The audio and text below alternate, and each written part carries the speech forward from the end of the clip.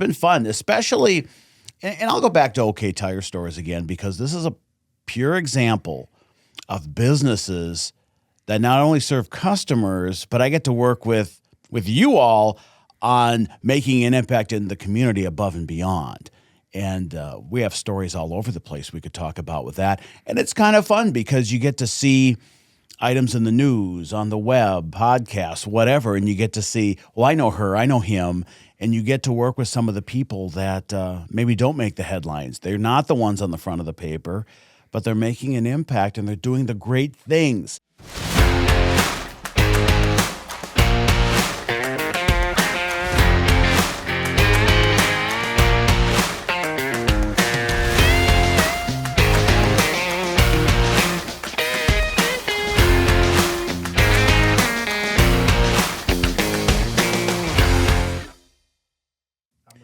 You're rolling? Okay, so welcome. Yeah, it's good to be here. To the OK Tire podcast. Travis, Christopher. Present. Tell me about you. Let's just start there. Wow. Well, really, the story comes back a lot, very similar to what OK Tire does. I mean, we were just talking before we went on here that, small towns is kind of the thing right now. And I grew up in Minneapolis, St. Paul, so I grew up down in the cities. Never thought I'd find myself in Fargo, North Dakota. I grew up down there, but the rest of my family is from here. Okay. And all these years, I swore I'd never live in Fargo, North Dakota. And every chance they get, they remind me I've used to say that. But this is great. I've got my start in law enforcement down in the Twin Cities. I was the community crime prevention person. I was the one that would do things like this before it was cool, which is what you're doing. You guys are the cool stuff now. I used to do this kind of stuff back in the 90s before it was cool and, work with citizens, work with businesses. And then I worked for the Boy Scouts of America for 16 years, and I moved all over the place. Oh, and wow. It was great. I started in Minneapolis, went to Sioux Falls, and then I went to Green Bay, Wisconsin. And as a Viking fan, that's a podcast for another time. We'll talk about those 5 years. Great people, but it's a lean year for the Vikings those years I was there. I'm reminded of that. Then I went to Cedar Rapids, Iowa. And then in 2012, almost to the day, we're in 2025, but I moved to Fargo to open their office here on 42nd Street, and then did what I was hired to do. Decided I wanted to continue the fundraising and community work, so I went to United Way of Cass Clay here in Fargo. Yep. Spent 5 years there, and in the last 3+ years, I've been at Sanford Health, and it's been great because you get to deal with community people and businesses, and get to go out and see what a difference we can all make. And it's been fun. And I get to do this kind of stuff, which is even better. Yeah. You get to be the fun guy. Well, about time, You've put in your time, right? That's right. Right on. So being community-driven, helping others, that's pretty much been what you do for the entirety of your career. It has been. And again, this was one of those where the original plan, when we're 18 years old, we all have these plans in our head of what we're going to be and what we're going to do. And here's how the rest of my life is going to be mapped out. Yeah, that never works. But yeah, it's been fun, especially, and I'll go back to OK Tire Stores again, because this is a pure example of businesses that not only serve customers, but I get to work with you all on making an impact in the community above and beyond. And we have stories all over the place we could talk about with that. And it's kind of fun because you get to see items in the news, on the web, podcasts, whatever, and you get to see, well, I know her, I know him, and you get to work with some of the people that maybe don't make the headlines. They're not the ones on the front of the paper, but they're making an impact and they're doing the great things. At Sanford Health, people view us as, a healthcare giant. We have the large market share, all that, and that's true. But also we want to make sure that, as with any business, that you have a relationship with us. And that's one of the things I value very much, is to take it up to that level where, we have 11,500 employees at Sanford Health just in the Fargo region. Now that's Grand Forks, Fargo, down to Sisseton, South Dakota, that area of the world. Well, it's so big. It's so large. And I pay my health insurance premiums too, so I'm already paying in. How can you ask for money for a healthcare system? Well, People do. People want to make their community better, but I want to make sure that maybe I can be your guide, not necessarily in fundraising, not necessarily in asking for resources, but we're such a large organization. Can you help me navigate what I need? Boy, it sounds an awful lot like an OK Tire store. Here's what I need. Can you help me find the solution to this? And do you want to answer your question? Yeah, this is what I've been doing. And it all started, when I was in the police world, doing this crime prevention stuff, I would walk neighborhoods, suburban neighborhoods. I would walk them because you got to see people one-on-one. And the same thing in the nonprofit world, we're able to see people one-on-one. And I tell employees all the time at Sanford, because we do get employees a lot who contribute funds to our foundation, which is very, very cool. But I tell them, if you give $1 a month, you're a philanthropist. You are. And if you give your time, you're a philanthropist. And I say that to everybody. I don't care what your age is. I don't care what your gender is. I don't care how many kids you have. When you give time to make the place better, and that might just be your kids, you're a philanthropist. You're giving back. And that's a big deal. The best example, and I share this everywhere I go, and I talk about these tire valve covers that we did at OK Tire this year for our Edith Sanford breast cancer campaign. Think of that idea. And how many people bought those because they want to show off. They want to say, I want to help with this. This is so cool. It's different, but we brought it to the level of I'm your guide, one-on-one. I went to my OK Tire store. I know someone who's been through whatever cancer, and the treatment was great. How can I stay involved with that? So yeah, to answer your question in a very long way, yeah, one-on-one. That's amazing. Did Sam ever tell you how the pink valve caps came to be? I've not heard that tale, and I need to hear that tale.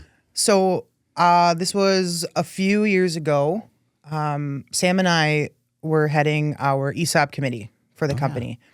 And every month we would get together and kind of talk about what each location has done to kind of celebrate ESOP, what they've done in their community. And there was a year where we were really emphasizing community support. So we had some do food drives. We had some places do clothing drives. We had some locations that actually volunteered at their food pantries. And one location in particular was Carrington. They have a gal that works there, Jess Sink. She's incredible. She wanted to focus on breast cancer. So she knew a gal in town that embroidered the little pink ribbon on some hats, and then she would sell the hats. Sam really liked the idea of using October to focus on the breast cancer awareness, and I'm not sure where Sam got the pink valve caps idea, but he took it and ran with it. So then last year was our first year, back in 2023, and we very quickly realized that we didn't get enough. And we had even employees that are selling those valve caps bring in ideas to us. What if we did this? What if we did this? What if we put these on there? How can we make this better next year? And then Sam and I spent a lot of hours this summer. We got all these valve caps and all these bags, putting them together and getting these kits sent out to each location. And this year did better than last with $6,800, I believe, was the end total. And it was just Huge. Phenomenal. But that's huge. And it wasn't a decree. No one said you got to do this. Yeah. No one said you must do this. It was, hey, let's give this a shot. Yeah. And I'm not trying to make it bigger than it is because it's huge.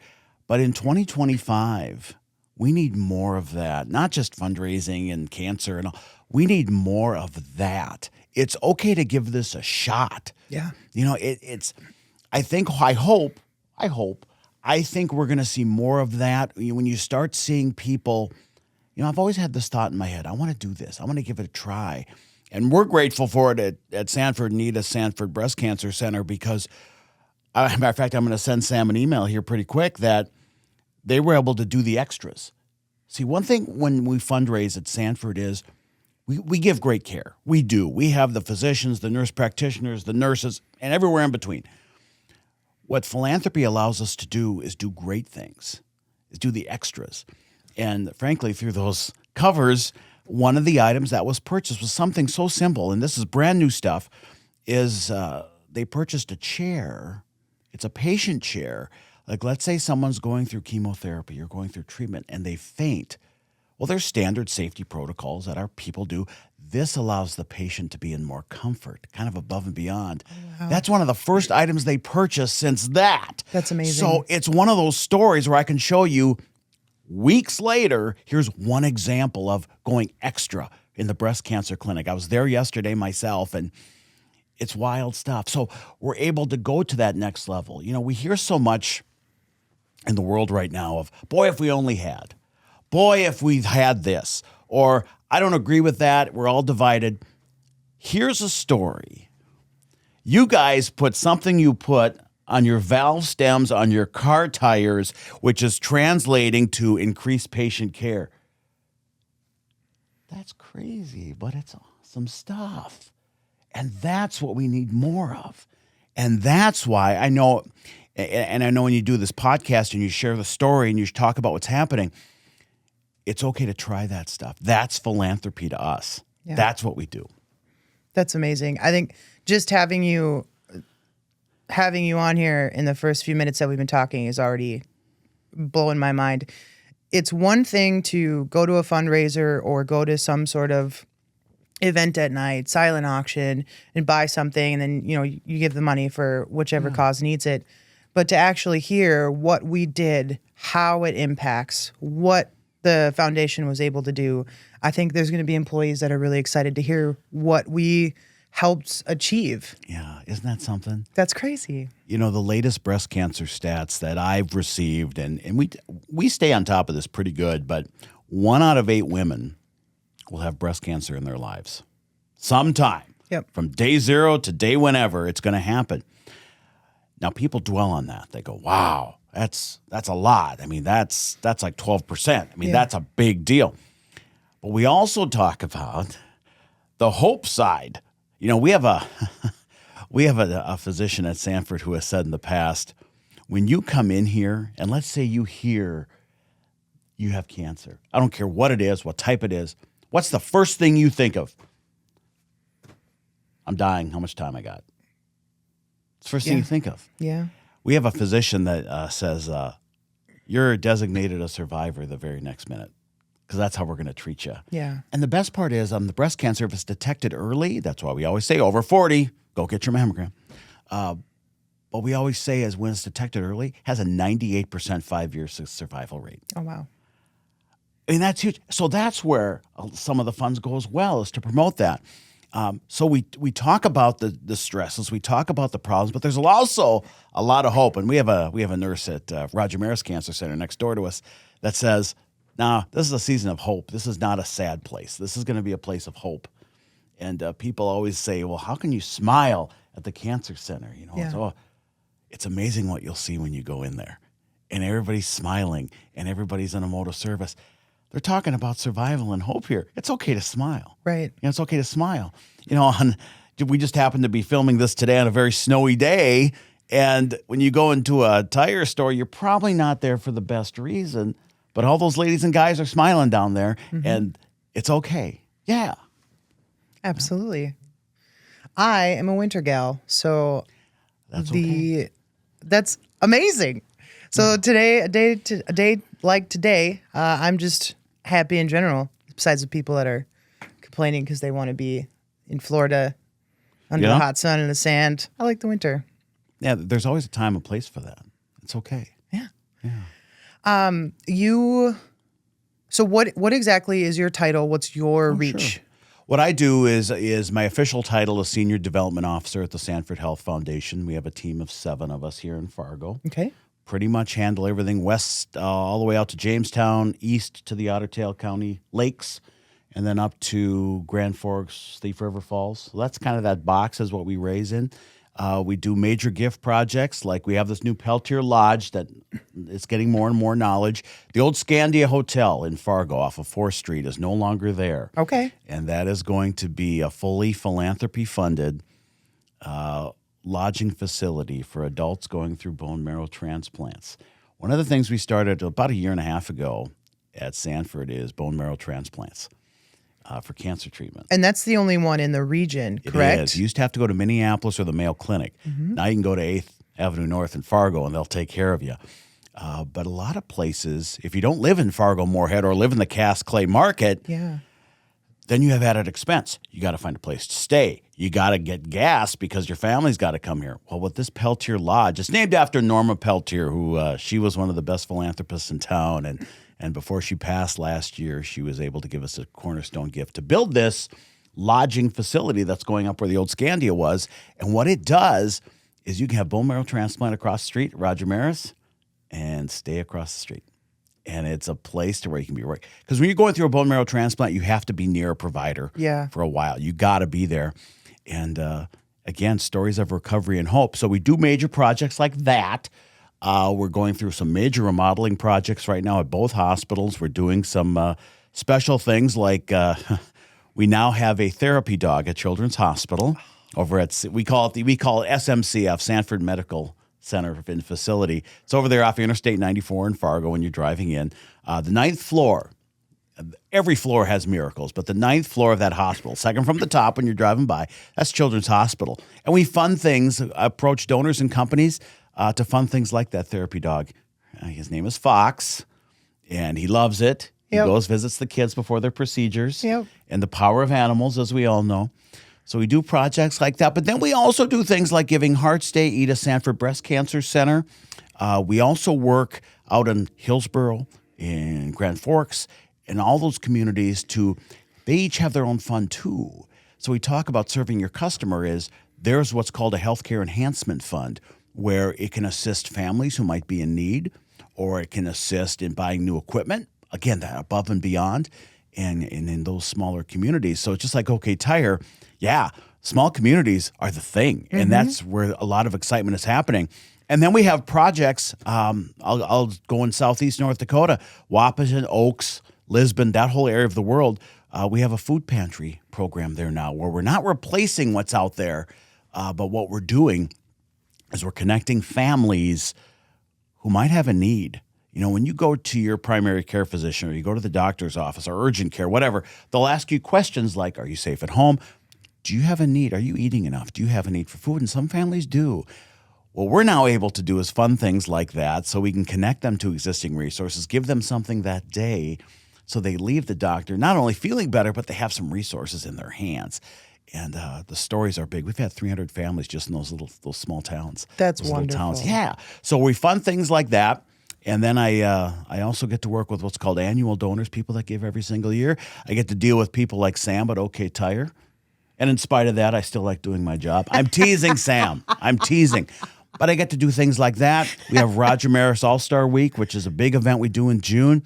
So the benefit of us is we do a lot. We're a large organization. But the one thing I always tell people is let me be your guide here. And I will get emails. Hey, who do I call about this or that?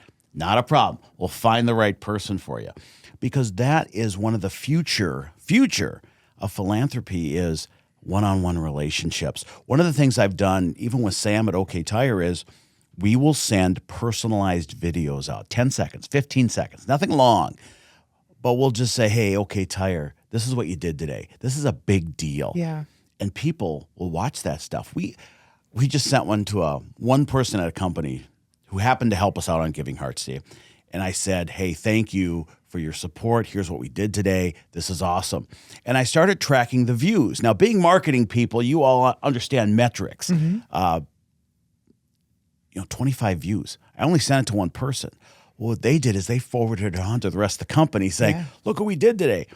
So items like this podcast, items like going out and sharing the story one-on-one is a big deal. So to answer your question of what exactly do, I get to do that, but I also get to have some fun with it too. And my office, I'm attached to the Sanford Broadway Hospital over here in Fargo, and I get to see people and see patients, which is really, really cool. And you get to hear stories of, we were able to help this family out. And even on the employee side, we have an employee crisis fund where you have an employee who might need some help. We actually raise money. I love for that. Employee crisis fund, and they don't have to worry about it. So even our own employees fund that. So that's really nice to see. So I get to do a little bit of that. I get to travel a little bit, much like OK Tire. I get to I do some announcing on the side, get to do some sports stuff, which is really fun. So, yeah. So what is the best way to, you have spoken about let yourself be the guide for others when it comes to how do I get involved? How do I fundraise? How can I make the biggest impact? Where? How do people get a hold of you? What's the best way to get in contact Here's with you? the absolute best way to do it. Our website is sanfordhealthfoundation.org. We are a large organization, but the foundation is not. And so we're very, very connected. And that's the best place to start because you can personalize it for what region do you live in? And we can actually show you the people. There's actually our smiling faces on there, which is kind of scary when you think about it. You get to take a picture. But There's a lot of people on there. I was just looking at it the other day. there is. And you can find the right person to contact. Or if you don't, you just generalize it and we respond right away. Okay. That's the best part of this is we're able to respond right away and say, oh, not a problem. Or if we can help, here's what it is. And if we can't, we say, contact this person. Yeah. Much different. So that's the best way to reach out to us. And even if it's just an idea, we have people that say, well, I want to give, but I'm really into this or whatever discipline. We had a donor just a while back who family member was treated by the eating disorders clinic we have here in Fargo. And it just started by an outreach. It just said, I want to support this. How do I do that? And it's led to six-figure giving from these people. And they just want to find something that they feel passionate about. We talk about Children's Hospital. We talk about cancer. We talk about Roger Maris. We talk about Edith Sanford. But there's so many things in between. We have juvenile diabetes camps. We have other things. And how we raise money at the Sanford Health Foundation, there's no fees taken out of it. There's nothing taken out of your donation off the top. It goes into a specific fund that I can say, here's where your dollars went, and here's what was spent out of that fund. That is, as a fundraiser, may I say, extremely cool because I'm able to say within a moment's notice, here's exactly what we did with it. One of the things when you talk about ideas and outreach, one of the above and beyond things that we do at the foundation at Sanford Health, we have something called nurse navigators. We talked earlier about, well, what happens if you get cancer? You start thinking, oh, no. Oh, how am I going to survive this? Remember now, you're a survivor the next minute. Remember that? We have something called nurse navigators. And through your entire treatment, day one to whenever it's over, you will have a nurse navigator with you at every appointment. They will greet you and they will say, hey, welcome back. Here's what we're going to do today. Yeah. Just have somebody, the constant, to say, oh, remember last time we did this? Well, this time we're going to do this, and we're going to continue on the road to a remission. We're going to continue that today. That's a huge statement. That's a huge deal. That type of support is... Yeah. One of the other things I do at Sanford Health Foundation, it's kind of my area of responsibility, but this is one of those things that's really cool. We have a guardian angel program where you can give a gift in honor of anybody at Sanford, doctor, nurse practitioner, volunteer, anybody with no minimum. We get people who give $20. And what we do in Fargo, which is pretty special, is we will actually get the gift in, and it's usually a nurse navigator sometimes. So, this nurse navigator, she was awesome. I want to honor her, whatever the amount is. We go so far as to contact the manager of that person and say, hey, we want to present this little award to her or him. And it's pretty special. We've had 100 of those just in Fargo this year, much higher than past years. There's no minimum on it. And I will tell you, you want to see an impact and you want to see somebody really love their job, watch what happens when I get to present this to a physician. They light up. Oh, you're right. It's perfect. It's just a little certificate, but we have what's called a guardian angel pin. It's very cool. And we read the letter from a donor. Now, again, there's no minimum here. We're not looking at thousands of dollars. But if you'd like to do that, contact me. But it's usually, $20, $25 minimum. Yeah. And we stop it. We stop everything. And we go, this is someone who took the time to recognize you, and it goes into a fund of their choice. These physicians, they wear that pin. They do. And part of what I get to do is every year I'll send a notice out to anybody who's ever received the pin saying, would you like a replacement pin? Would you like, oh, yeah, I get 8. Last week I sent it out. I had 80 the first 2 days of people saying, yeah, I want my new pin so I can wear it on my coat. And okay. So, yeah, there's a lot of things people do that they may not hear about, But SanfordHealthFoundation.org. We're also on Facebook, Sanford Health Foundation Fargo. And we do some pretty cool stuff. We've had OK Tire on there, too, and it's been fun to see that. And you get to hear the comments of, that is so cool. Mm-hmm. Yeah, yeah. Good stuff coming. That's wonderful. Was there a moment when you were younger where you kind of thought, yep, this is the route that I want to be on? Because you're right. People do have an idea in their mind when they're younger. This is the path that I'm going to lay out for myself. That's what I'm going to follow. And 95% of the time, it doesn't work out that way. But I imagine being a community resource officer, I would guess that during that time, you kind of had a moment or interaction with somebody and thought, this is definitely the way that I need to go. That is the first time I've ever been asked that question. Give Give yourselves a star of the day. This is the first time I've ever been asked that question. I've done a lot of media. I've done a lot of stuff. That's the first time. And I will share this with you. I was one of those guys that I didn't really want to get too involved. I was one of those in my 20s, you know. I started working full-time early in life, like a lot of people do. You start working and you start doing your own thing, and I want to do this and I want to do that. I think where it really started coming down to is when you would start like reading the paper or you'd start seeing the news and you got to meet more of these people and you got to hear more stories and you realize, you know, we can make an impact in North Dakota, Minnesota, wherever. We can really do these things that no one hears about. You know, you can go to your neighborhood, wherever you live. I don't care, apartment, house, whatever. There are people that you go, you know, that person's okay. That person's okay. And every one of us have had a person in their lives. I don't care who it is. We've all had somebody that could have given up on you. We all have somebody that could have said, they'll be okay, but we'll just let them be on their own. I think for me was the moment that I went from government community work to nonprofit community work. I think at that point when you realize, wow, someone I can work with. I can work with these people. These are awesome. And we can make a difference. And I can be informed in my community. Mm-hmm. That was the moment. And it was probably in the early 2000s when it was, okay, we're going to do this now.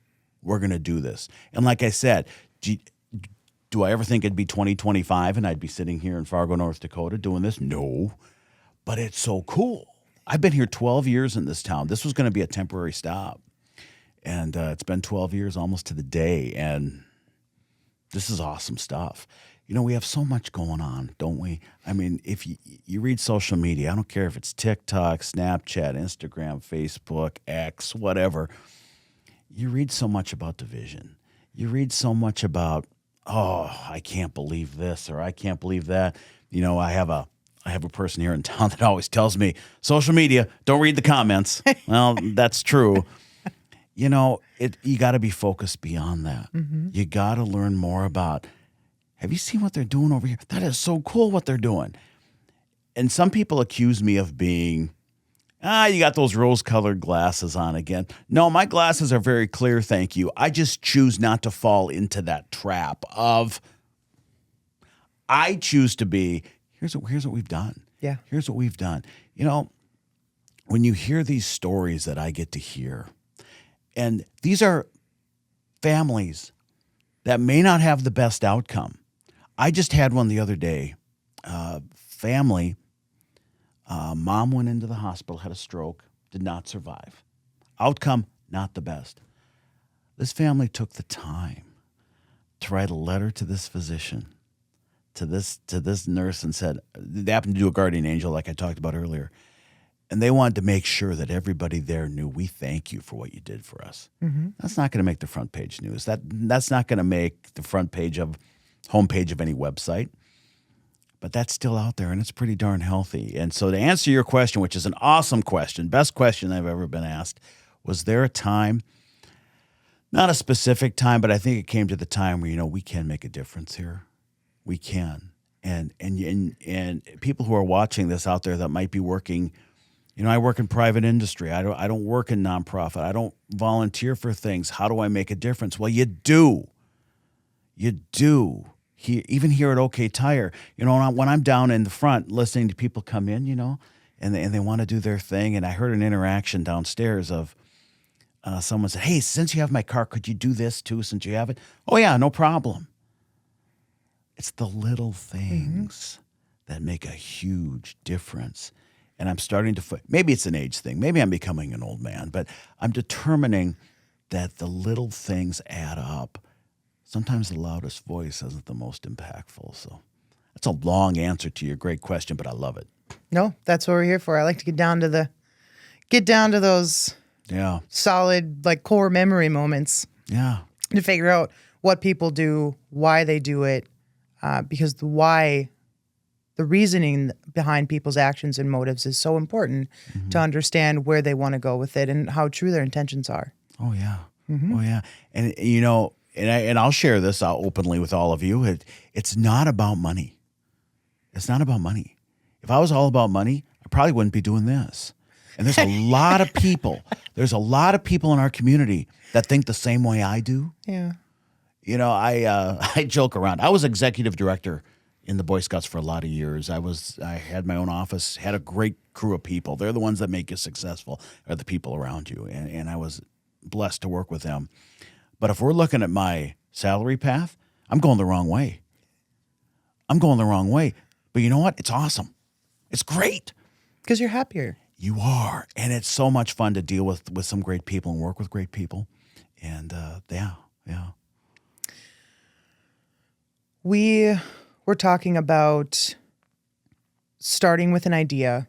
That's what it starts with, starting with an idea. And you're definitely speaking my language here. I'll rattle off 100 ideas by breakfast, I feel like sometimes. Sure. And in 2025, you think that we're going to see more of that, more ideas coming with.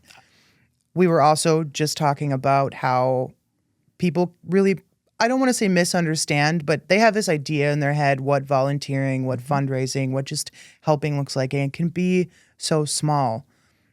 Do you, or have you seen within the last couple of years more of a need for a certain area of help? Mm-hmm. And what does that look like? One of the things that I think scares people away is too strong of a word. I think discourages people from reaching out and volunteering. I have these skills, I want to give them out.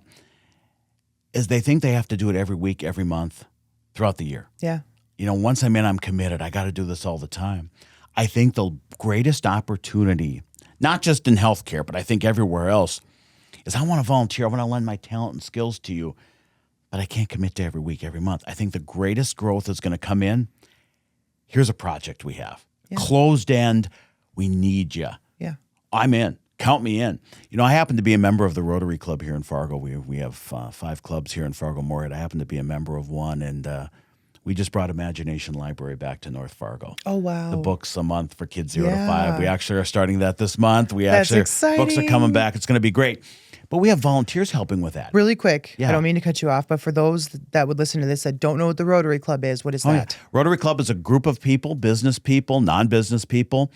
We volunteer. We get together every week, and we talk about service projects. We learn about what's happening in the community. We do it every week. It's pretty cool. That's phenomenal. Yeah.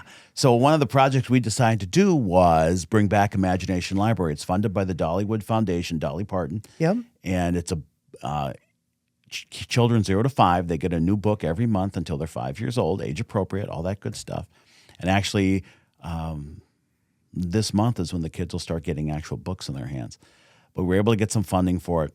But what was so nice is we need to get from 0 to books in hand. It's a closed-end project, but we need your help to make this happen. Yeah. Oh, I'm in. I can do this. Mm-hmm. Closed end. Here's what we need. Now, some of them are so excited they keep continuing with us. But I think the opportunity is out there for, I want to help. I want to help do this, but I can't do it every week, every month. But I can help get it started. Mm-hmm. Or do you have a specific thing? I can do that. Even at, I always go back to my old Boy Scouts and sports analogy where you sign up, you think you're going to do it every week. It's only an hour a week. There's always a place for that. And there's always great demand for that. But I think the greatest opportunity it's okay to get volunteer help, and it's okay to do it short term. It's okay. It's okay. And you get these folks that are just so excited to help out that they were part of it. That's big. Yeah, I would love to see the conversation for volunteering be a little bit more open. I think you're right. People think I have to do it so many hours a week or so long consistently, and it scares them, or they think I don't have the energy for that. But just one night, or even if it's, I don't know, maybe your work can let you go an hour early so that you can. Yeah. Then there's companies that do that. Sanford's one of them where, hey, we'll let you have volunteer time, and we want to give back to that because you get educated too. I have many stories of where I thought one thing and I went and helped out for an event, and I come back and I thought something totally different, and it was really nice to see. And you get to see that we do have an impact. We do make a difference. So yeah, that's going to be the area of opportunity, at least in 2025, I think. Is there a fundraiser or event of some sort, or even an actual volunteering event that sticks out to you the most that you really enjoy for whatever reason? And what is that? You know, with my volunteer time, we have an event at Sanford, actually. It's Roger Maris Week. It happens every June. We do sports clinics for kids. Okay. They all sell out. We do different events throughout the week, and that supports the Roger Maris Cancer Center. But we try to find people in their area of interest to volunteer here. Okay. You know, we always make sure it's one thing to volunteer, but it's another thing to volunteer in something that you really want to do. Yeah. And that's fun to see. Also in this community right now, there's a lot happening when it comes to helping out in healthcare. I want to donate here. I'm very good at, I don't know, patient relationships. I'm very good in helping out here. I'd like to help here. We get volunteers all the time that want to help out at Children's Hospital, or they want to help out here or there. We make sure that they're interested in that. And when that happens, we have them for life because they're excited about that. So that's one example. I can just tell you, I've been a Rotarian now for 25 years. It's been a long time, but I'm able to help. I don't help out everywhere, but I help out in things that I really think are cool. Yeah. Yeah. We do a track meet at Rotary. We sponsor one of the track meets, and I get to announce for that when I was involved in that. Or you run a clock, or you talk to the student athletes, and you really hear a lot of stories. That's so cool. Yeah. Aside, kind of switching gears a little bit, the Peltier Lodge, is that how you say it? Yeah, perfect. That is going to be coming in 2025? 2026. Our plan is to break ground as soon as the snow breaks. Okay. We'll break ground for it. It's a $10 million project. We're hitting $5 million already, which is pretty darn exciting because 12, 13 months ago it was an idea on paper. Yeah. And now here we are talking about, well, maybe we'll put a shovel in the ground. Maybe we'll start doing some of that. That's going to be a big deal because what it's going to do, it's going, again, not just the obvious, allowing families and patients to be there, but it's really going to be a symbol of we're expanding and we're serving our client base.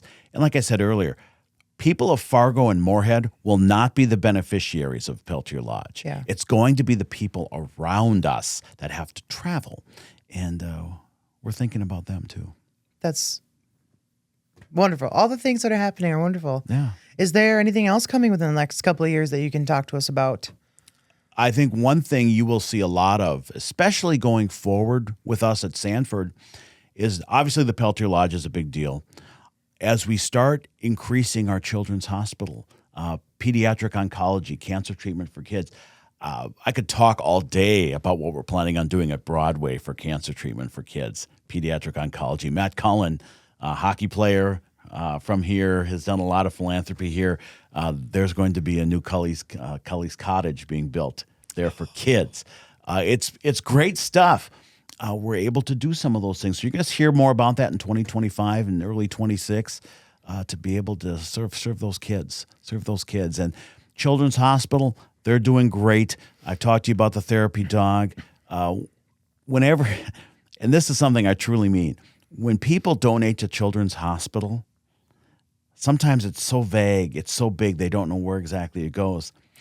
9th floor, hospital over here on I-94. That's where miracles happen every single day. And I tell people, when you give to Children's Hospital, you drive by that hospital and you, the second floor down from the top, you go, that's my floor. That's my floor. And that's big coming up. We're also pretty excited about, like I talked about Roger Maris week earlier. And also, we're real excited. And OK Tire is taking the lead on this. I think I can say that now. They've taken the lead on this. October, think pink, think local. And everything we raise during the month of October, and we're going to expand that in 25, stays local, helps local people at our local clinic. Yep. That's a big deal. So, yeah, there's a lot happening in 2025. That's so exciting. It's really cool to see how big of an impact just selling valve caps is able to be. That's just... It is. It's different. And people think it's cool. Yeah. They have a cool factor. They do, because they can put it on all the time. And I'm supporting breast cancer patients because I can track it again. Every dollar, every cent. Here's where it goes. I love seeing the customers that will come in with big lifted F350s, aftermarket wheels, big mud tires, and they go, yeah, put some pink valve caps on there. I want to help my ladies out. Yeah. It's just, yeah. You can't put words to that. And my words back to OK Tire and you on that is, look at where that started and look at the impact it's had. That's a thing. And by the way, the packaging was excellent. Let's just be honest with that. But people remember it. Yeah. We make it memorable. I don't know what we have planned for next year. Obviously, we're going to continue doing it, but I'm sure Sam will think of something to make it bigger and better next year. And the thing is, you'll never know. Here's the happy thought. People think it's a sad thought. It's a happy thought. You will never know the people that you motivated to go, well, they say after 40 I should get a mammogram. Yeah. Well, I should go have this checked out. You'll never know that metric. You will never know it. Maybe that's something that we could do next time is with the valve caps. It could also be a little note card stapled to it, like facts about breast cancer or after 40, go get your mammograms done, or 1 in 8 women are going to get breast cancer. Absolutely. Yeah, we can do things like that. Heck yeah. Education is huge. Education is big, but you'll never know. You'll never know that metric, but they're there. Never knowing the metric of how big your impact is that one of your motivators? It is, actually, because one of the exciting parts of healthcare right now is when you start hearing the stories of, I'm going to summarize it in one line. I can't believe how well we were treated. And I get letters, like I tell you, I get a couple letters a week, and from patients and the outcome may not have been great, but they all sort of say the same thing. How they treated me, it was like I was one of the family. They treated me like they cared. They treated me like they listened to me. Yeah, that's one. How many more are out there? Yeah. And we need to keep that going, and we will. We will. And yeah, it does. It does keep you going. Mm-hmm. Absolutely. So you've been in the Fargo area, you said 12 years, 13 years? 12 years. 12 years. And you got to work with Boy Scouts, United Way, and Sanford. I did.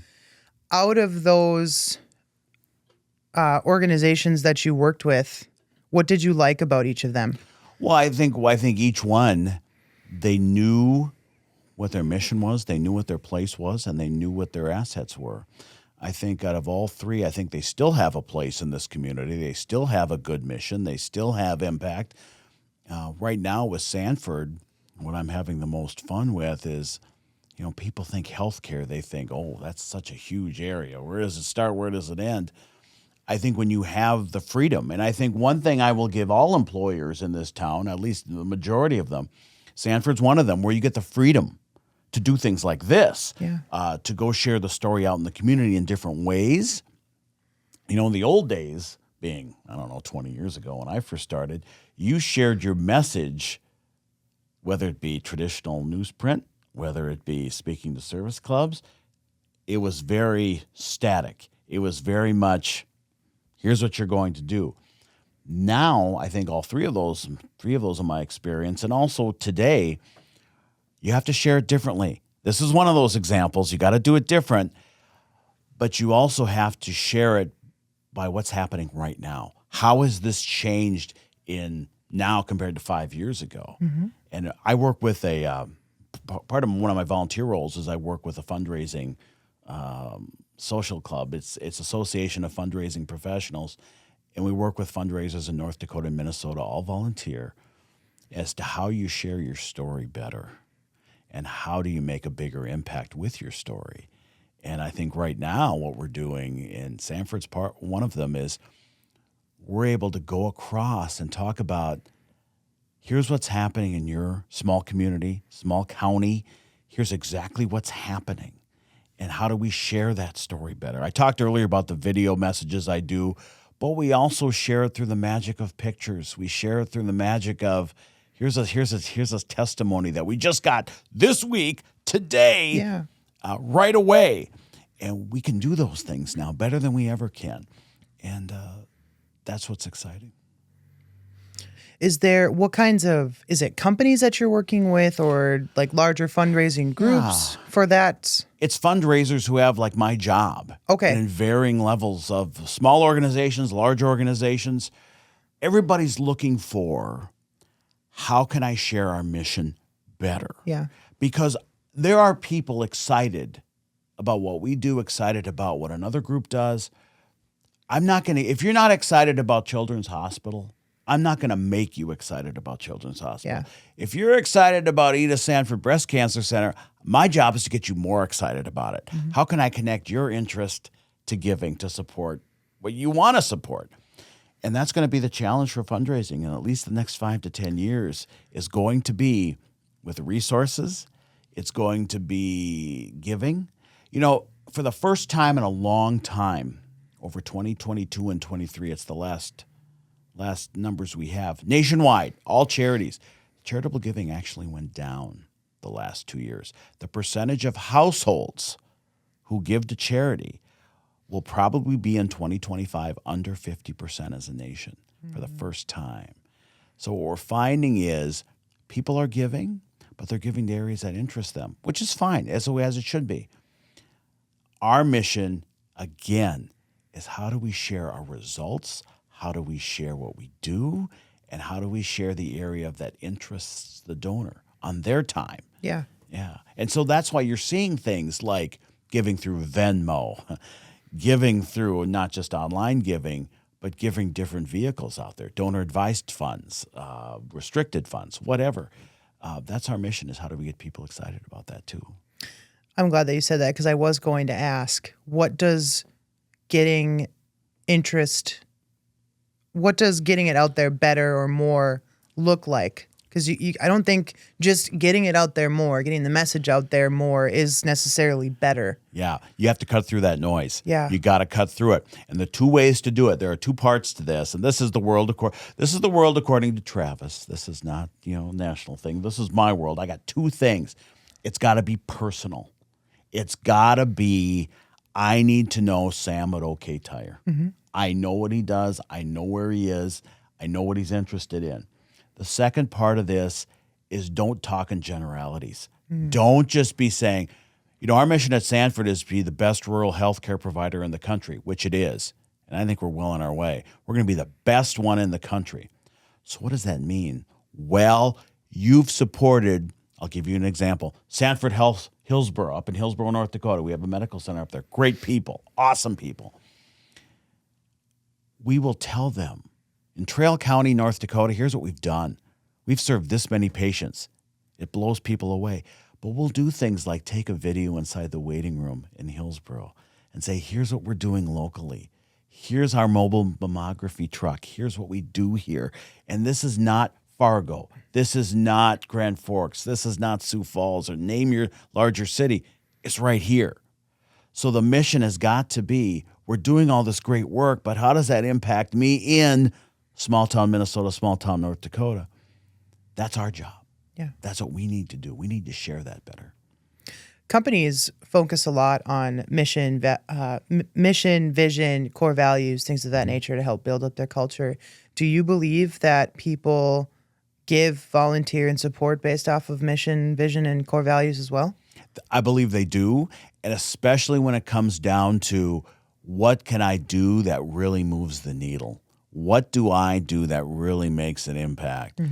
I think our friends at the food bank and the food shelves do such a phenomenal job of engaging volunteers, putting together food bags, putting together packages. I think that's awesome stuff. I think what we do in healthcare is have people volunteer or give and talk about how it makes the community better, not as a whole, but just their world. How does this make your living better? And that's part of the reason why I've chosen healthcare, because I think we do make a difference around the world, around the area, and the country. Here's the difference we make. I need to show that to you, though. Yeah. And I do think people, to answer your question, they do give for those things, the mission, the values, how much are we investing back in town, how much are we making an impact. That's a big thing. I really believe that. I think at the same time is how do we bring it up to that level of you live in Carrington, you live here, you live there, wherever.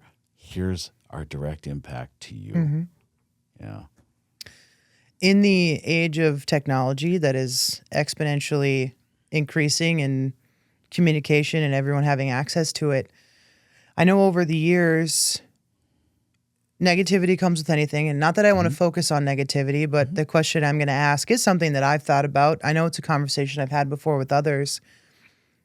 It almost seems like companies, people, volunteers, support groups, it's almost like they can get to a point where it's not letting you know it's showboating, or they're only doing it for the recognition. How do you and the Sanford Health Foundation try to navigate through that and I'm trying to show you the impact that we're making so that versus we're doing this to just show you. And next time we get together, we're going to do a social media session because I think this is so huge. This is another great question.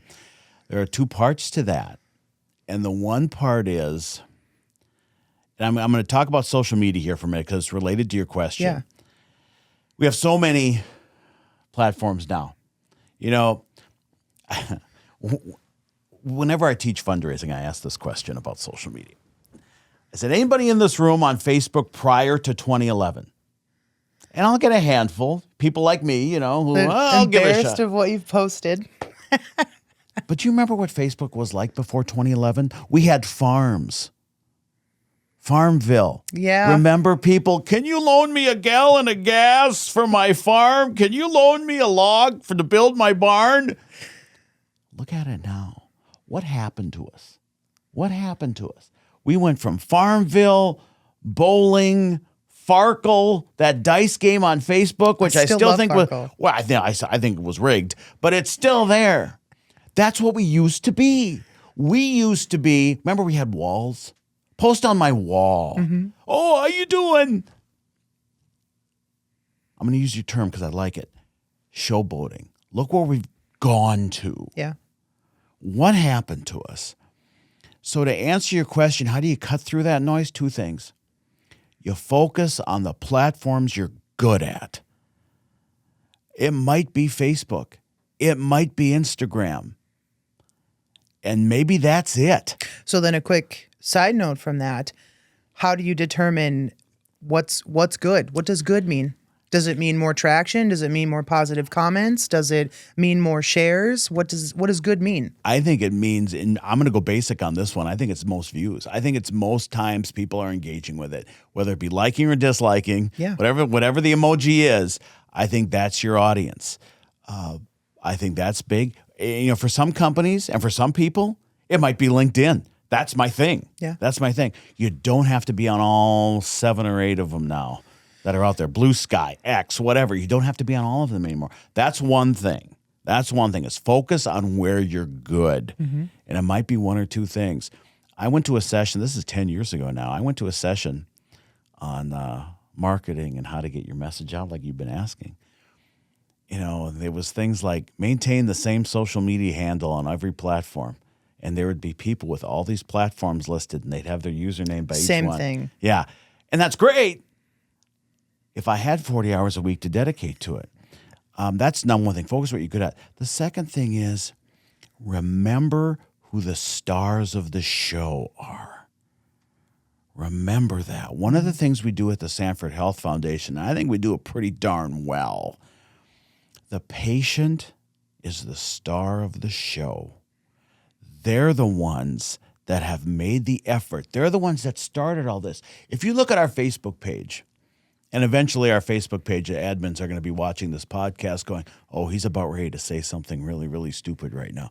No, I mean it. If you look at our Facebook page, we are not the stars of the show. Nowhere on there does it say, hey, the foundation is doing this, and by golly, aren't we great? We are great. We're pretty great. No. It's this doctor received this guardian angel. This patient decided to do this. This family is donating to this. Now, does it benefit us as a foundation? We're able to do more things with the resources we get? Sure it is. But they're the stars of the show. Everything we do is a patient or a family walking in a door somewhere, getting an experience somewhere. And many times they leave going, we need to do this added step to really make sure that we recognize the support. Yeah. That is bottom level stuff. Focus on where you're good. And in our case, the patient is the star of the show. And don't ever forget that. You know, I do, Sam knows this. I do some sports announcing around Fargo-Moorhead. And it's great because I get to yell at people for 2.5 hours and get them all motivated. It's wonderful. But the athletes are the stars of the show. The fans are the ones that make it great. It's all about atmosphere. Mm-hmm. Healthcare is no different. You know, we're not putting on a show and we don't have fans and we don't have that. But we make sure you feel welcome and we make darn sure you're the reason we exist. You're it. Yeah. You're the reason we exist. It's not Travis going around having a good time and talking to people, which is great.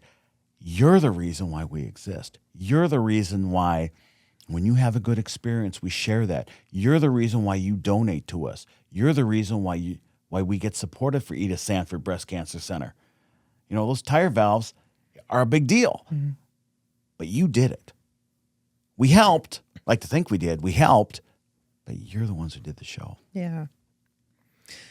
What are some types of stories that you have put out on social media that have gained the traction that you're looking for? Oh, I'll tell you, we and I have to give it up to our foundation crew that deal with this. Is we're a Children's Miracle Network, Children's Hospital here in Fargo, and we're darn proud of it. Yeah, and it's great. And we have a champion every year. We have a youth in the area, a child who happens to be our 2024 whatever champion. They're the ones who are the face of Children's Hospital. Okay. We have a story just last year out of Hillsboro right now. Her name is Charlie, and she's great. She's awesome. But what a story. Adopted by parents at the hospital. First time they met was at the hospital. She was adopted by this family. Doing great. You know, there's a video we have her. She's playing basketball, and she's out designing things. And she designed a hockey uniform we used at a Fargo Forest Children's Hospital game. But it's stories like that where, wow, there is good news in this world. So the ones that get us the most traction are the ones where we talk about real people and we talk about in areas that you may not expect. Yeah. You know, this is a child that was at the hospital, now has been in a very nurturing family, a great family, and they're giving back now. Yeah. That's a big deal. But they're the stars. They're the show. They're what's happening. Mm. Man, that's so cool. Yeah. Everything you say, I'm just like, that's so cool. But there is a lot. Now, some people would look at everything I'm telling you here and they're saying, well, that's being real optimistic. I will tell you, I've lived on the other side of it. I've been in the negativity. I have to deal with that too. Yeah. And we do that. We do business, and that's the way it has to be, and we do that. But why can't we build on the good stuff? Yeah. We can do that. And how much of that negativity do you think is just from being uneducated about what it is that you guys do, what your purpose is, and how much of an impact you actually make? I think some of that is. I think when you're nameless and faceless, you know, when when even in your world where you have people bringing in their vehicles to be serviced, whatever, nameless, faceless, I had to take my car in again because I Yeah. couldn't get it right the first time. Yeah. And same thing with healthcare. I mean, yeah, you did this and we did that. And the biggest challenge that I'm having right now is how do we take that nameless, faceless away? Yeah. How do we take that away? I mean, and you don't deal with your health care every day. Heaven forbid you deal with it every day, but maybe it's every month, maybe it's Yeah. every other month. I want to make it to where you're feeling a place where you're welcomed. And the same thing in retail is you want to make sure you're welcomed. So with negativity, what I try to do is counter that with, here's what we are doing. Yeah. Here's what is happening. And there is no ulterior motive. There is no hidden agenda. Here's what we are doing. In what ways are you seeing it with your position that you have to work with it? Well, I think there's a perception that if I give to you, it goes into this black hole of funds. Yeah. It goes into this huge pot. Yeah. What I counter that with is, well, no, here's Yeah. here's some of the things we've been doing in the last 30 days with funding in whatever area we're talking, children's, breast cancer, whatever. Here's some ideas just recently. And I even did that in my Boy Scout days. The Boy Scouts sell popcorn every fall. That's Yeah. their fundraiser. I did a video once. This is 10 years ago. This is before it was cool.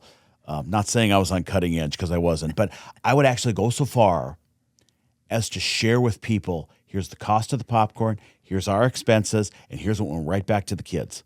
Yeah. Now, some people would view that as being defensive. I disagree. What it is being transparent.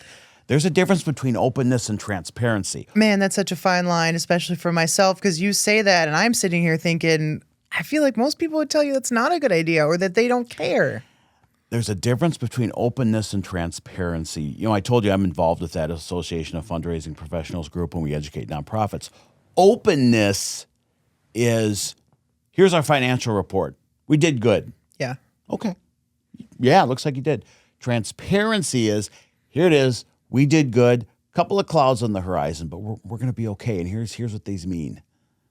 That's transparency. I like that. That's transparency. And one of the things we try to do, even on Giving Hearts Day, we have that in February every year, is we talk a lot about here's where it's going. Here's the fund where it's going. And we have companies that step up to be match partners, but here's exactly where it's going. Mm-hmm. And here's what we're going to do with it. And here's some success stories. That's different.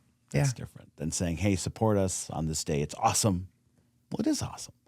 Support us. It's awesome. Here's some of the things we did in the last year with it. Right. A different story. I love that. Thank you for the transparency. Yeah. About how you are kind of navigating the negativity, because not something that I want to focus on, but it is something that it's out there. It's real life. It is. And we were talking earlier about what do we see as opportunities in the coming years. I think more and more of that. I think the companies, nonprofit, for-profit, whatever, the more that companies do that and organizations do that, I think it's going to be to the benefit. Mm-hmm. No, I'm not saying you got to open up your day-to-day every day. But what I'm indicating is when you talk about nonprofits and you talk about, we had to pivot. There's some things we tried to do and it didn't work. Yeah. Okay. Be open about that. Yeah. It's okay.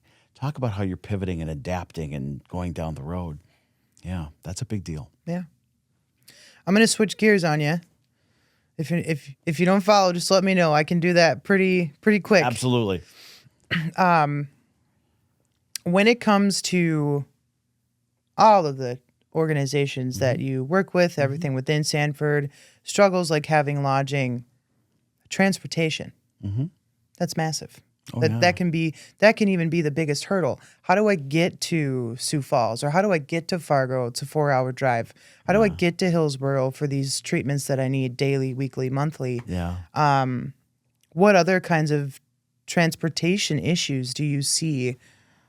That's a big deal. And even I immediately think of Roger Maris Cancer Center, which is our cancer center here in Fargo. Yeah. And we will even go so far as give gas cards to families just to support them, because No one chooses to be at Roger Maris. You're not planning your year going, I'm going to spend treatment time at Roger Maris.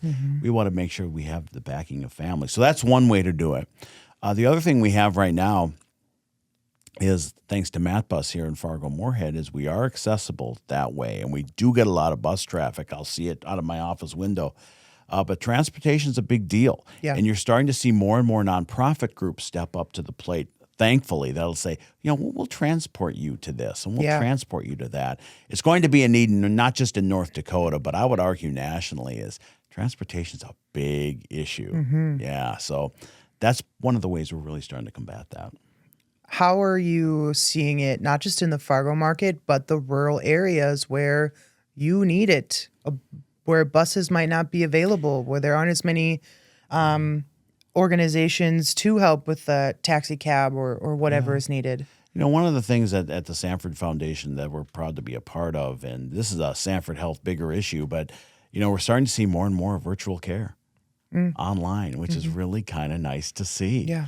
Sanford's made a huge investment in the last year with this, and it's been fun to watch. You can visit, a nurse or a doctor.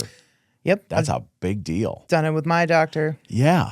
And it's nice because if you're able to do it, you're able to do it right over online, and it's nice to see.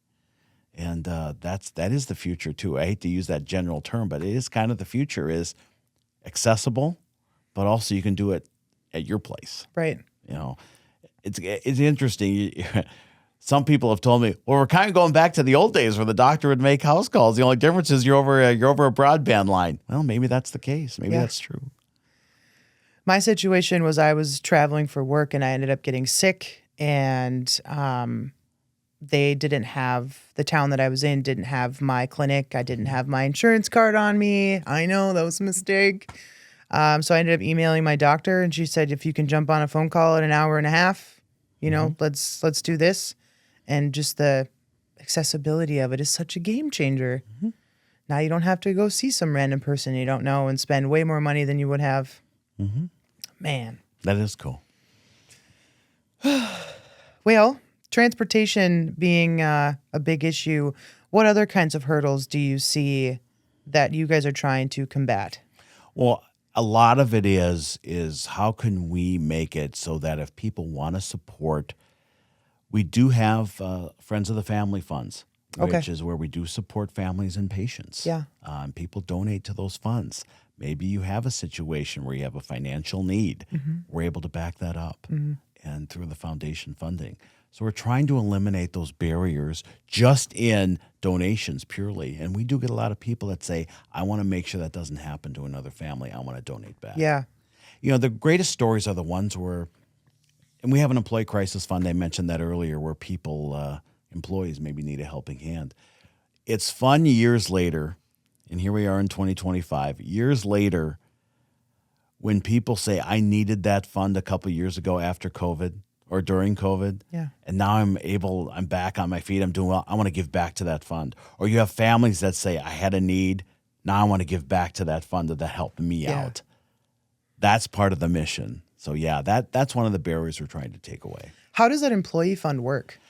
It's actually very, very simple. Employees can give to what's called the Employee Crisis Fund, and we have a volunteer committee of people, and they determine, and you have to apply. It applies a big word, but you have to apply for a funding, and honestly, it usually gets approved. And maybe they have a financial need or they've had a hardship.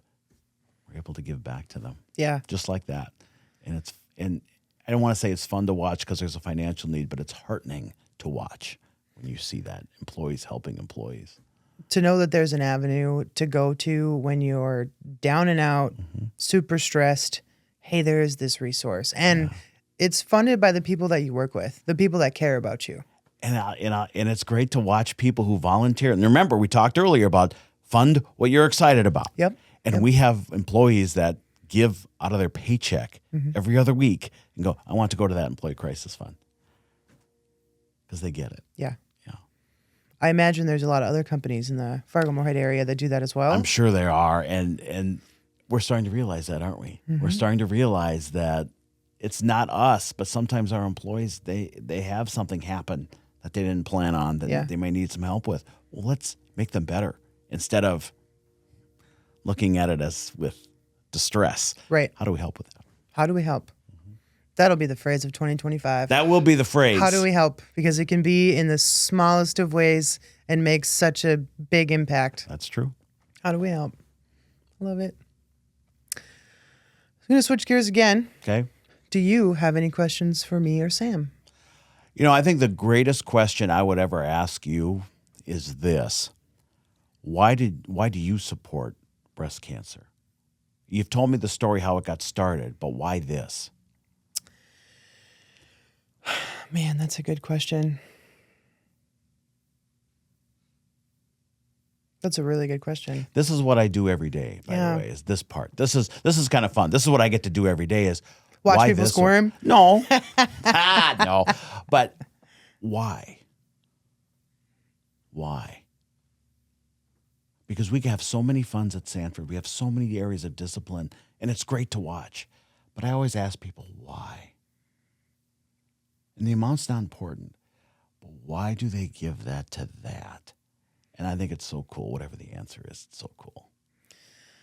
October is National ESOP Month, Employee Stock Ownership Program. When Sam and I took over the ESOP committee, one of the things that we wanted to change about what we did was make October big.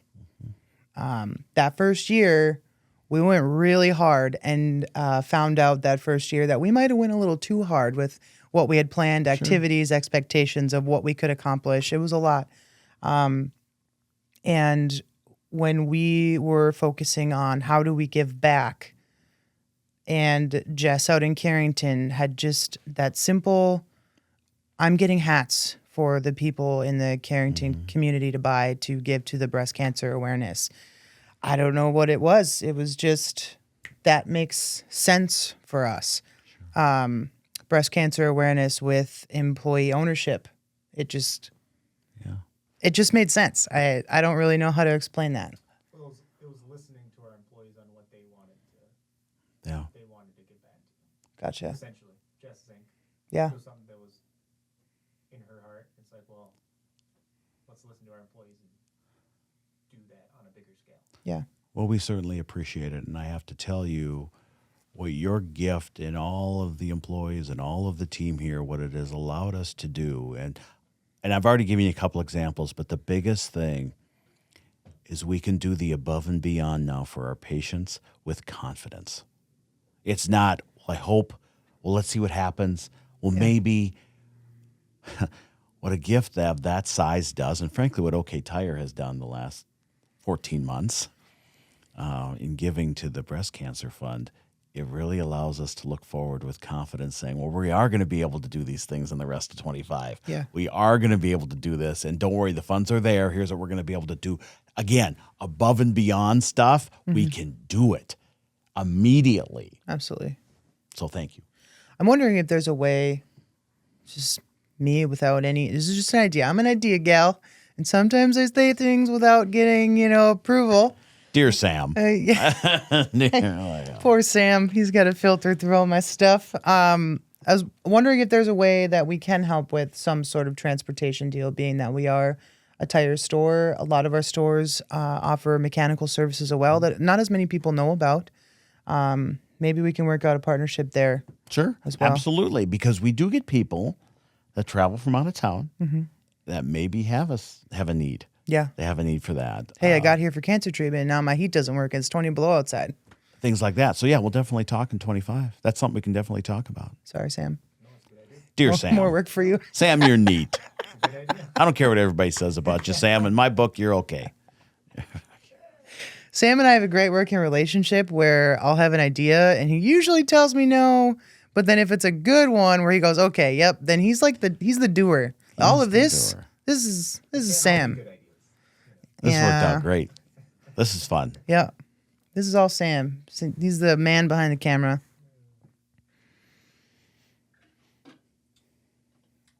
Is there anything else that I feel like we've covered a lot. We have. This is fun. It's cool. It's cool, isn't it? Yeah.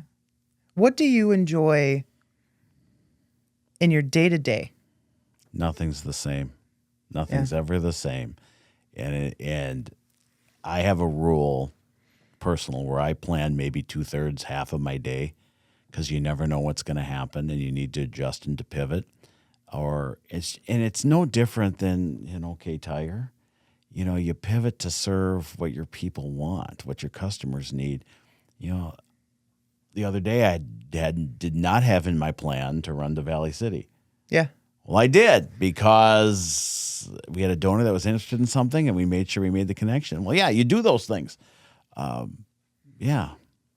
So to piggyback off of that, if you're planning half to 2/3 of your day, is there ever a time or a moment where you were in something that wasn't necessarily planned and you just kind of giggle to yourself and go, man, I never would have thought this, aside from living in Fargo? And aside from being on a podcast like this, I think there are things that you do when it's usually when, we have two great states, Minnesota and North Dakota, two beautiful states you can travel around, and they're wonderful. And I always like going to see people who maybe need something dropped off. And we have an employee giving campaign I brought up earlier, and we have T-shirts that we'll give to employees who happen to give to the foundation. They're very cool. These are nice shirts. These are like top quality. And the other day I found myself driving north of Moorhead up there in the Georgetown area of the world. Yeah. And it was on like a Thursday afternoon, and it's someone who just gave, and they really wanted their shirt. Normally we'd ship them out. It takes a couple days, but no, they were just really. So we drove up, and I'm laughing to myself driving up US 75 going, here we are. But you know what? People remember that stuff. And they go, this is so cool. Thank you so much for helping and giving me my shirt. Because apparently they had a staff event. So they wanted to show off the shirt. Yeah. But that's fun stuff. Yeah. And I'm okay with doing that. You'll have things like I spent some time up in Grand Forks, and you get a chance to go visit with people up there. It may happen to work on their schedule where you're driving up and you're driving back, but they remember you. Mm-hmm. I spent some time in Alexandria, Minnesota, which is another market that we serve out of our foundation here, and they personally see you. That's a big deal when they personally can see you. And it goes back to what we talked about earlier with mission and relationships, but when they can personally see you, that takes away that nameless, faceless stuff we were talking about. Yeah. Good way to combat that. Absolutely. How much of your success, and by success, I would define that as just in sitting with you and speaking with you, kind of figuring out who you are as a person, I would say that success is happiness for you. How much of that can you attribute to networking, communication? It's not what you know, it's who you know. It is, and I think it's also who you surround yourself with, who you choose to surround yourself with. Absolutely. We right now, and I can say this at the Sanford Foundation out of Fargo, I think we have people that we're all on the same wavelength. Like, we joke around with Sam. I think you two are definitely on the same wavelength here. But we are at our foundation, and you have people that are willing to move the needle no matter who. And I use the term credit. That's heavy. But whoever gets the credit, whoever did the job, doesn't matter. It's like we're all moving the needle together. Yeah. That's a fun environment to deal with. Yep. And I think when you're surrounding yourself with people that are flexible, when you're surrounding yourself with people that get it, it's interesting. When you have people that have had some failures in their life, not big ones, but they've had some setbacks. Yeah. And you work with people like that, that's fun. Because you get people that say, we can try it. Yeah. Let's try it. It's okay. It's okay. Because they're not scared. They're not They've scared been of through it. They're not scared of it. Yeah. So surround yourself with good people. Choose to surround yourself with good people. So then my next question is, how does the Sanford Health Foundation choose those people? That's a great question. And being someone who doesn't do a lot of hiring, I can answer this question freely. I do think one thing we want to look at is people that are dedicated to reaching out to others. Okay. Not necessarily now through email or instant messaging. Yeah. People who are willing to say, I want to come see you. I want to talk to you. I want to find out what gets you going. Yeah. What gets you interested? I think we have a pretty good team like that right now that's willing to say, hey, who knows? we'll go see him or her. We'll go do it. Do you think that you were talking a little bit ago about they failed first, so now they're the types of people that'll go, yeah, let's just try it. Yeah. Is that almost like, do you see that as being like the main qualifier for people that have that attitude of, yeah, let's just do it. Yeah. If it works, it works. If it doesn't, it doesn't. Think about all the things, and it's a lot of years for me, but think about when people were younger and the things you stressed out about. I can't screw up, I can't screw up, I can't screw up. And maybe one day you did, and it was devastating. Years later, you go, really? I was worried about that. That's what I think people learn from, and they go, well, hey, I've done that before, but here's what I'm going to do now. Yeah. And a lot of it's self-talk. You know, we're not talking psychology on the OK Tire podcast today, but I think a lot of it has to do with self-talk, how you talk to yourself. Yeah. You know, the old line is so true. Would you be friends with you if your friends talk to you the way you talk to you? No, they probably wouldn't be your friends. They probably wouldn't be. So stop it. Yeah. Stop doing that. Maybe it's an age thing. I don't know. But you start getting to the point where you go, no, I'm not going to listen to that anymore. I'm not going to listen to that. Could I have done this better? Sure. Next time. So do you apply that in the keyboard warriors then online as well? I do. Yeah. I do, actually. You remember, again, years ago, back when Twitter was new and all this, you can't block anybody, you can't unfollow anybody, you got to respond to everything, and you got to make sure you have engaged. No, Yeah. not anymore. Bye-bye. I don't have to listen to this. I don't have to listen to it. Yeah. And I do that personally as well. There's some things I just, I can be part of that. Yeah. As far as, how you talk to yourself, I would also say that the support that is around you that allows you to fail and picks you up when you go down is It's an immeasurable gift. quality. It's a gift and it's a benefit. Good for you. That's beautiful. Do you feel like that type of support is surrounding the Sanford Health Foundation? Oh, definitely. Definitely. That's wonderful. Because people, and I was one of them. You know, as I said at the outset, I pay my health insurance premiums. I get them out of my check every week, and I pay that, and I pay a copay, and I do all that good stuff. Why would you be involved in this? Because you realize the coolness factor. There's some cool stuff going on. Right. And here's the support we have. We have the best thing going. And, you know, if you were to ask me the bottom line, what I've learned working in healthcare is that health is everything. Yeah.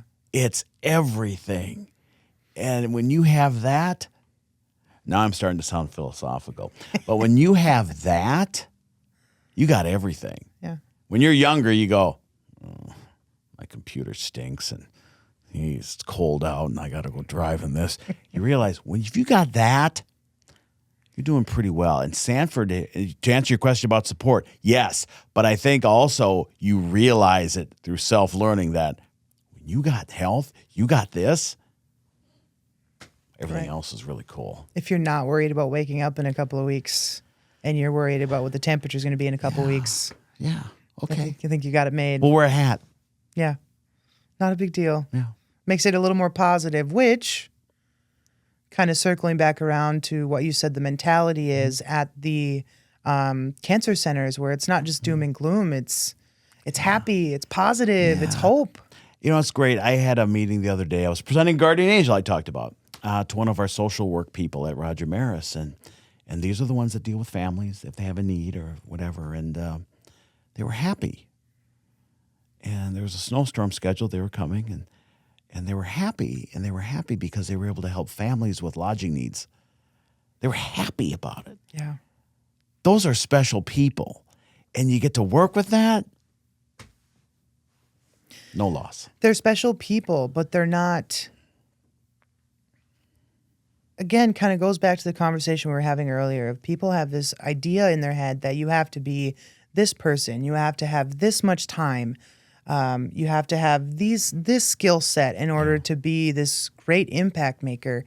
And it's not that they're these people that came down from the heavens above and there's only a few of them in every area. It's just people that care. Yeah. Truth. It's so what you do, the person who's doing the caring, the person that's providing whatever is needed, they might think in their head, man, this is so small and insignificant, but the impact that it makes is so great. Yeah. How can we help? 2025. That's right. That's what's up. Well, Travis, I really want to thank you for coming on. This is great. This has been awesome. It's filling my bucket. All This right. is awesome. Was this like half of your day plan and you were just going to kind of feel how the rest goes, or? No, actually, on a day like today, I still have a full afternoon. This is what's so cool. I can do that stuff. Yeah, thanks again for coming on. And I Yeah. believe Sam has a gift for you. This is one of those places where you get parting gifts. This is Now it is. outstanding. Now it is. Thank you, guys. Look at this. Yeah. Grateful is a local. This is pretty awesome. Thank you. In the spirit of breast cancer awareness, we wanted to give you a gift that's a woman-owned business here That's locally in huge. Fargo. Oh, I like the name. Thank you. Thank you Awesome. very much for coming on. Hopefully we can have you again. Sounds like a plan. All right.